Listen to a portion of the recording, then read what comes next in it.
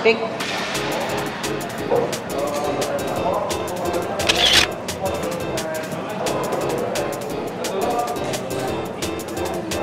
Aja. Oke.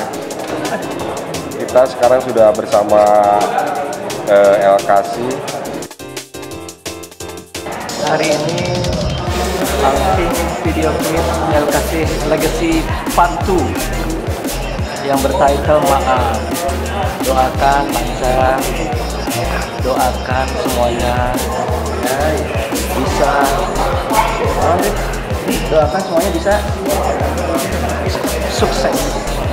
Sukses kita bersama, sukses LKC. Amin. Gimana Kang Arif, ada yang mau disampaikan? Semoga single terbaru dari LKC ini memberikan satu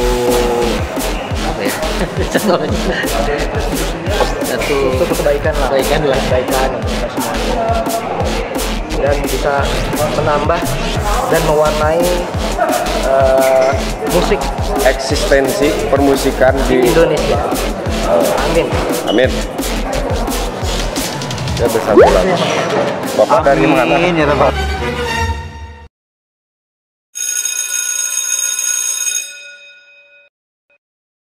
Amin. Hai Bu. Selamat sore Bu. Nama siapa sih Bu? Sama Bang Beng. Oh, si Om Beng kemana? Aku pengen ngobrol-ngobrol nih. Iya, di luar. Oh ada ya? Keluar. Oke siap. Bu sehat ya Bu ya? Alhamdulillah sehat. Sehat ya Bang Soleh ya. Iya sama-sama Bu. Makasih ya Bu ya. Ya keluar deh.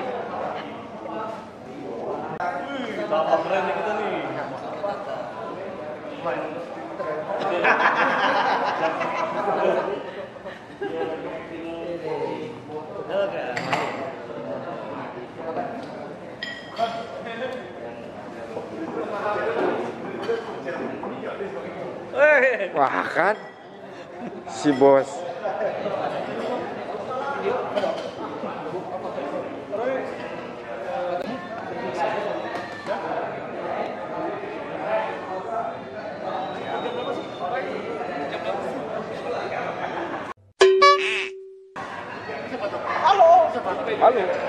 Halo.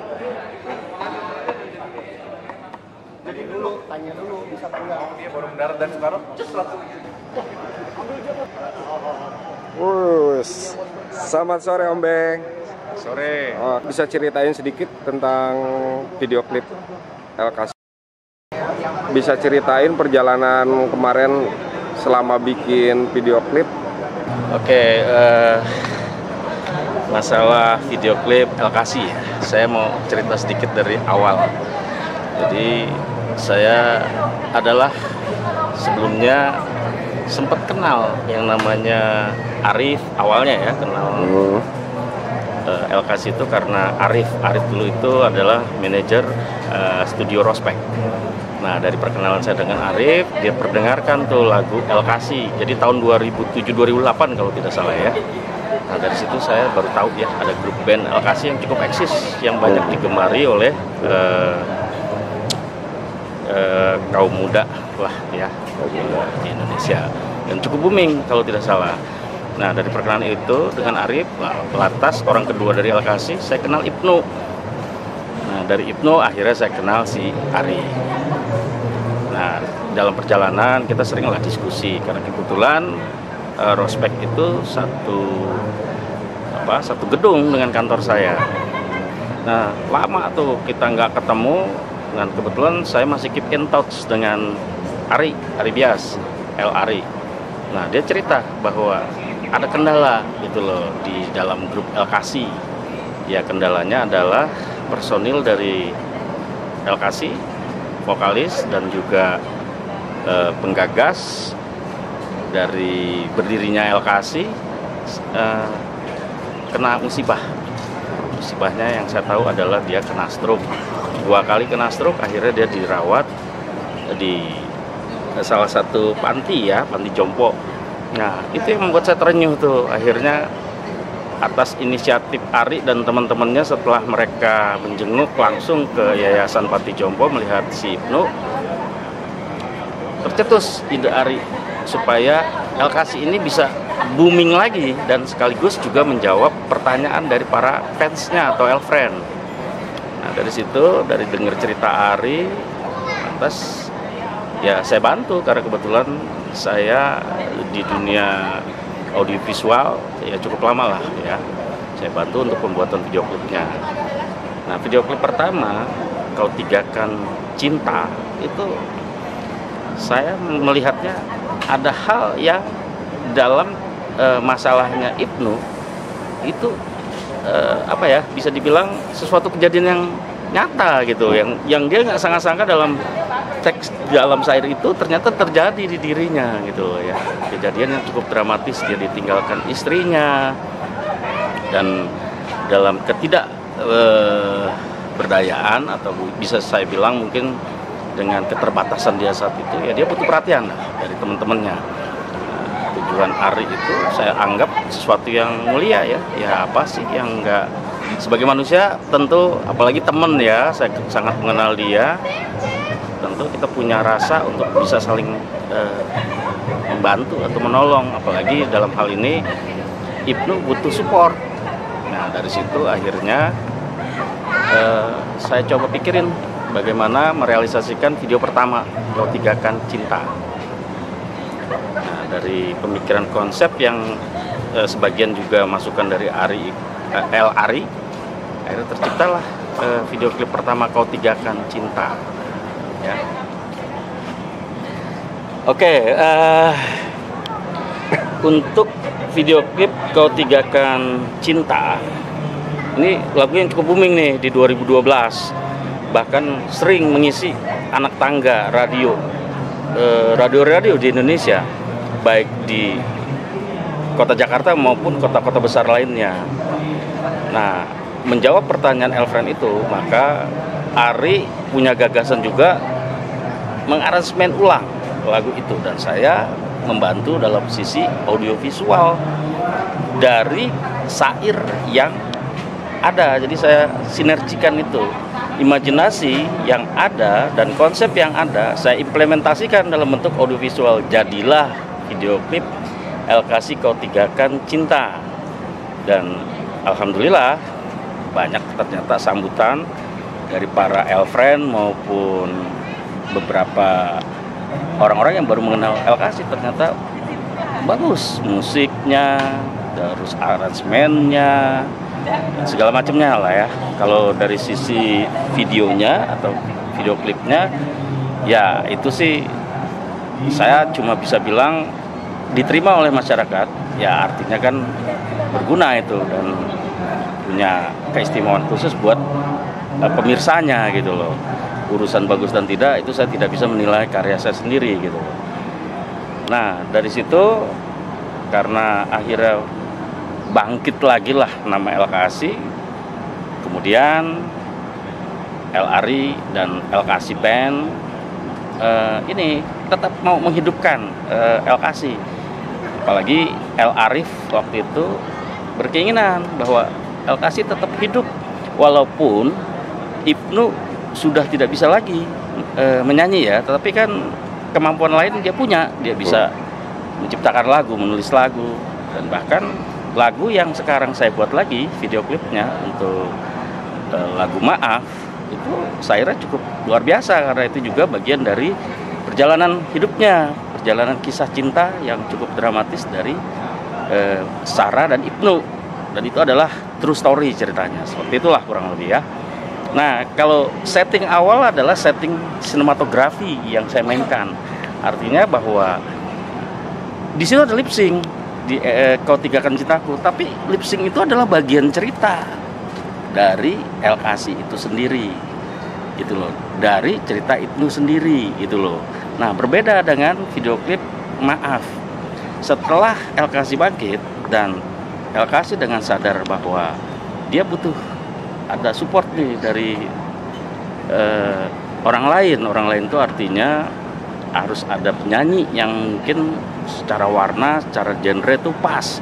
Makanya berproses, LKASI akhirnya mengadakan audisi, dan salah satu penyanyi yang dianggap eksis dan pas ya kali ini adalah Febri Verona ya. Kenapa harus wanita? Ya karena LKASI ini kan masih mencari jati diri mungkin ya menurut saya nih. Nah artinya variasi-variasi penyanyi dari wanita, cowok itu kan menjadi gambaran untuk nantinya saya pikir akan ketemu nih sesuatu yang realnya LKASI akan seperti apa gitu. Nah itu kan proses itu tentu tidak kita anggap sepele. Itu adalah sesuatu perjuangan selain juga mencari jati diri ya LKASI nanti seperti apa sih warna, konsep musik dan segala macam gitu ya. Nah dari cerita maaf ini berbeda dengan konsep setting dari LKASI Kau Tigakan Cinta. Kalau Kau Tigakan Cinta tadi adalah kisah benar-benar tentang Ibnu. Saya coba meramu imajinasi saya tentang perasaan Ibnu hingga dia bisa melihat performa LKASI yang walaupun di situ tidak dia nyanyi, tapi seolah dia ada di situ. Jadi lip syncnya itu adalah bagian dari cerita. Berbeda nih dengan video klip yang LKASI Legacy untuk lagu Maaf, karena ini sudah fit vokalnya dengan Febri atau cewek. Maka di situ posisi itu hanya jadi aktor, bagian dari aktor yang kisahnya itu sendiri adalah kisah proses perjalanan cintanya yang dramatis dengan ketemu lagi dengan Febri dengan Sarah gitu loh. Dimana cerita awal dari awal dia berkenalan, terus dari awal dia kenal saat dia masih anak-anak ya, masih anak-anak karena mungkin dulu dia bertetangga hingga dia akrab di remaja, digambarkan dalam video klip itu hingga akhirnya dia berpisah karena memang Ibnu sempat pindah keluar kota. Nah, lama tidak ketemu, akhirnya ketemu lagi di dalam satu pertemuan. Ibnu sudah jadi musisi dan akhirnya mereka akrab. Nah, dalam prosesnya ternyata dia harus pisah lagi dan akhirnya punya kehidupan sendiri-sendiri. Nah, pada saat tertentu ternyata si Sarah ini melihat kangen mungkin ya, dia mencari berita tentang Ibnu dan akhirnya ketemu bahwa Ibnu dalam kondisi seperti ya saat ini yang sudah ada keterbatasan kemampuannya.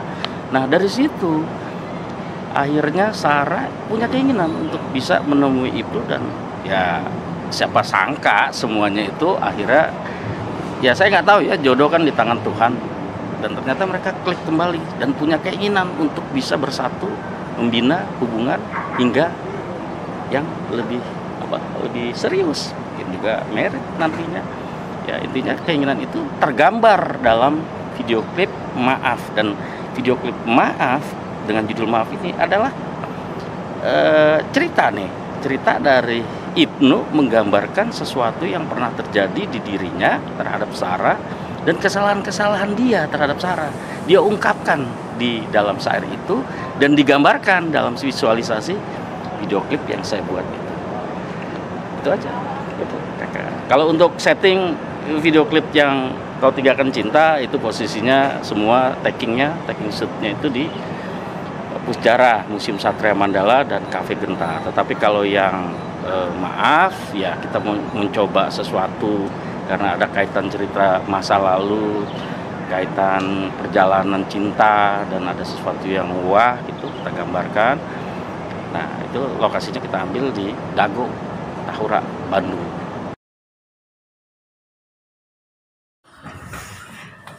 Kamu memang sesuatu banget.